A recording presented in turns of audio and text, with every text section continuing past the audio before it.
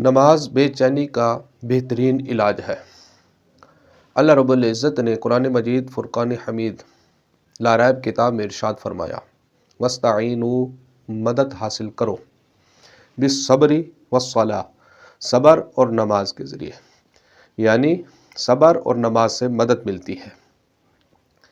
پیارے بھائیوں، حدیث پاک ہے، پیارے نبی امام الانبیاء حضرت محمد مصطفیٰ احمد مجتبیٰ صلی اللہ علیہ وسلم کو کوئی پریشانی آتی، پیارے نبی فرماتے، اے بلال اذان دے دو، ہمیں نماز سے تسلی ملے گی۔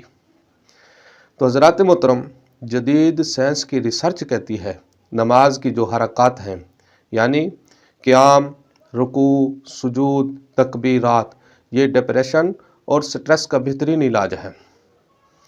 نماز اللہ کی طرف سے عبادت بھی ہے اور پورے جسم کے لیے فری تھراپی بھی ہے۔ جو بندہ نماز کا پابند ہے وہ کبھی پریشان نہیں رہتا۔ اللہ ہمیں عمل کرنے کی توفیق عطا فرمائے۔